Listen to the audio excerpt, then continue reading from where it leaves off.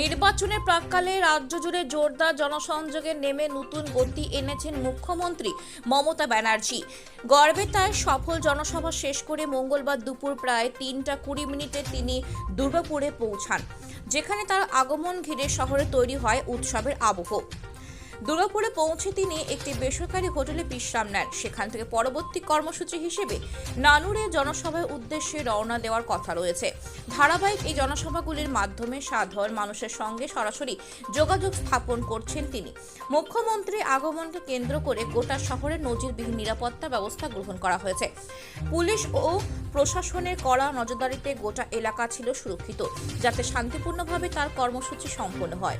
রাজনৈতিক মহলের মতে মানুষের পাশে থেকে উন্নয়নের বার্তা পৌঁছে দিতে এবং সংগঠনকে আরও মজবুত করতে নিরলসভাবে কাজ করে চলেছেন মুখ্যমন্ত্রী। তার এই ধারাবাহিক জনসংযোগ কর্মসূচি রাজ্যের রাজনৈতিক পরিবেশে নতুন মাত্রা যোগ করেছে।